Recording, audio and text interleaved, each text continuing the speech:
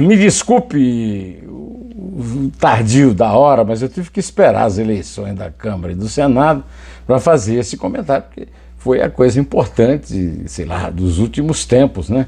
Na, abre aspas, democracia, fecha aspas, brasileira, né? Nós tivemos, nesta eleição, a consagração da aliança Lula-Lira, ou, se você quiser, da entrada do PT no Centrão. Vamos conversar sobre isso e vamos falar tanto da eleição com votação recordista do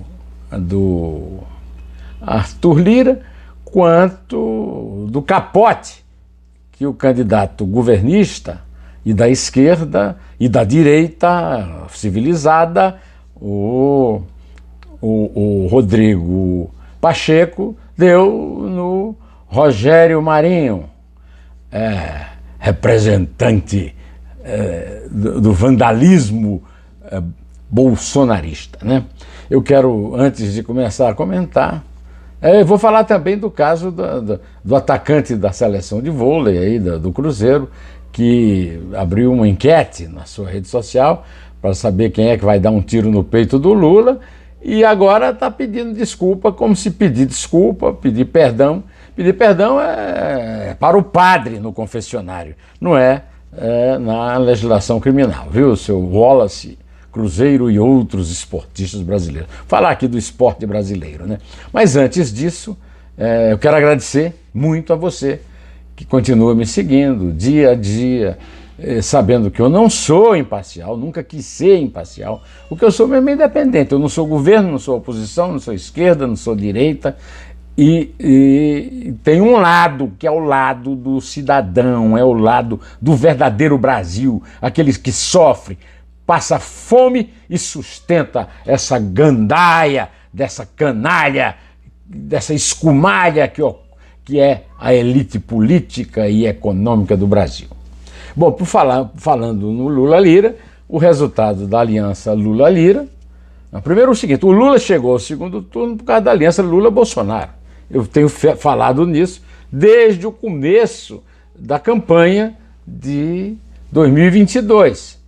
Ora, o Lula sabia que só ganharia se disputasse com o Bolsonaro, e o Bolsonaro que só ganharia se disputasse com o Lula, e os dois armaram tudo para que fossem para o segundo turno, contaram com a conivência da chamada terceira via, que é uma bomba, que não vale nada, né?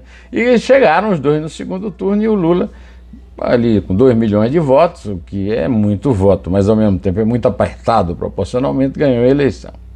O resultado é que o Arthur Lira, filho de Benedito Lira, prefeito da cidade lá do interior de Alagoas, mas que foi senador da República, manda na Câmara dos Deputados desde que foi eleito com a força do Bolsonaro para o biênio, né, de 21 até 23, né? E agora 464 votos. Chico Alencar, que sempre se dispõe a essa palhaçada, teve 20. Ivan Hatten, o palhaço da direita, 19 votos, no total de 519 deputados que votaram. Esta é uma prova da força da democracia. Não é não, isto é uma vergonha. A falta de uma disputa eleitoral para a presidência da Câmara demonstra claramente o jogo conjunto, o jogo de compadres, o compadrio em que o poder legislativo no Brasil enrola o cidadão que passa fome e paga impostos para continuar nadando em orçamentos secretos e coisas que o valham. Não é uma prova da força da democracia, é uma vergonha.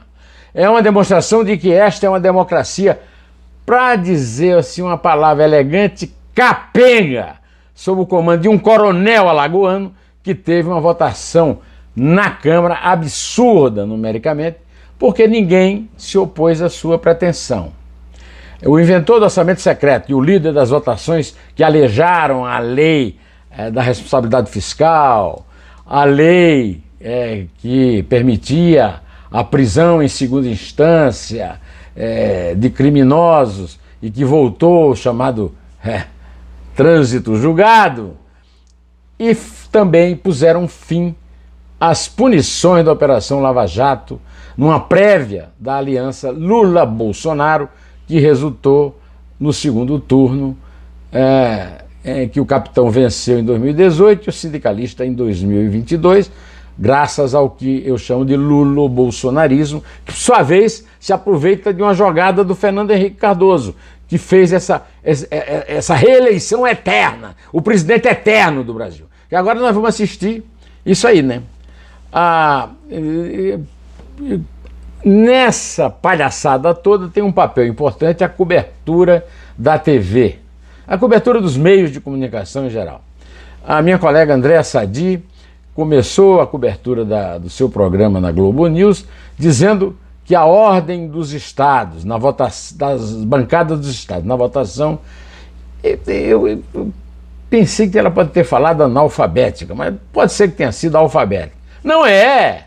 Ela está há muito tempo ali para saber que não é alfabética, né?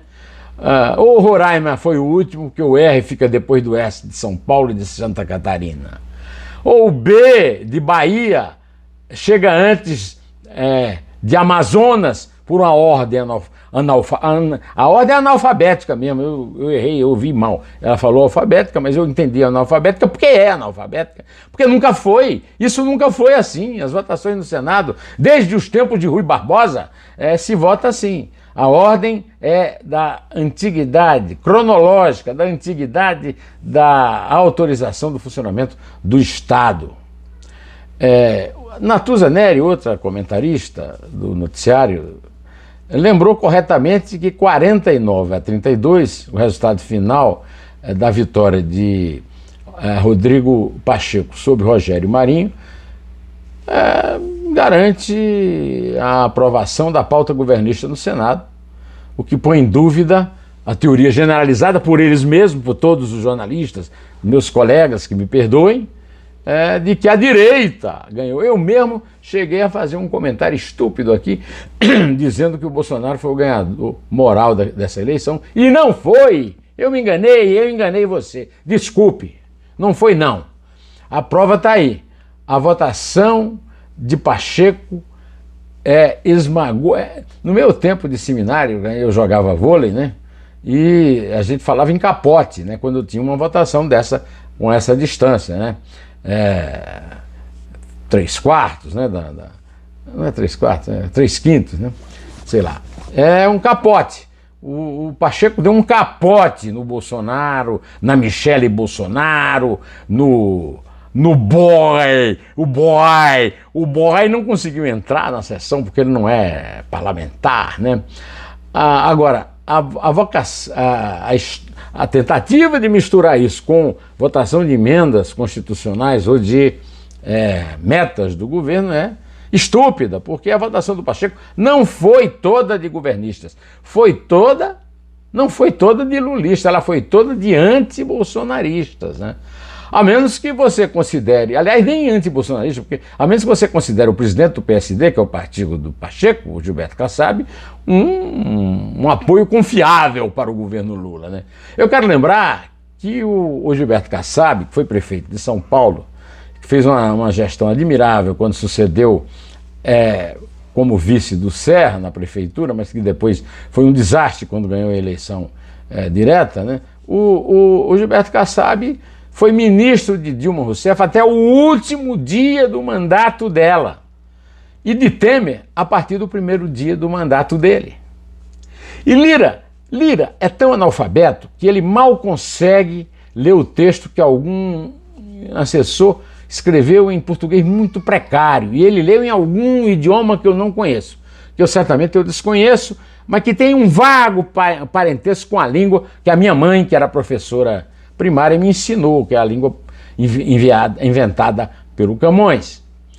Bom, de qualquer maneira, Lira liderará a mesa da Câmara E aí ele vai dar um drible da vaca, e eu aposto, dessa vez eu não vou dizer a besteira que eu disse sobre o Bolsonaro ganhador moral, vai o drible da vaca no orçamento secreto. É um orçamento secreto, que é uma invenção do Lira, não é uma invenção do Bolsonaro, é uma invenção do Lira, do Centrão, aqueles que diziam: se gritar, pega ladrão, não fica um, meu irmão. E aí, hein? Pois é, não, é invenção do Lira. Agora não se fala no orçamento secreto porque o Supremo Tribunal Federal proibiu.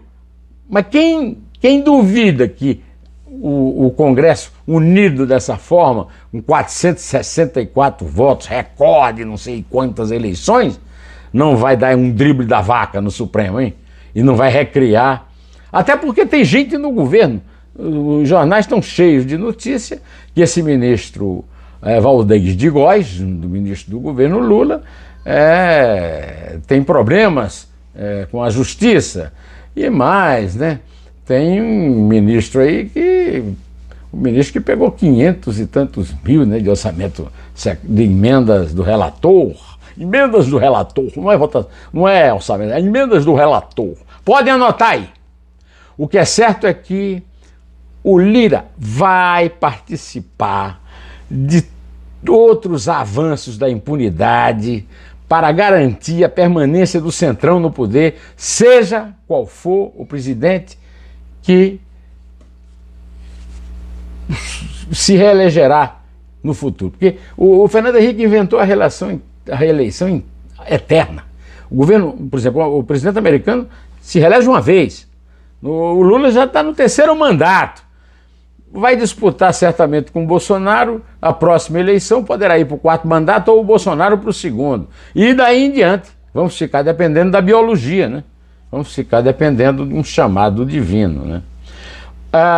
Eu acho que o Bolsonaro vai escapar de todas as condenações eventuais duvidosas, como comprova esse placar espetacular de capote do Pacheco, que eu quero lembrar que foi eleito para a primeira gestão em 21 com apoio do Bolsonaro, hein?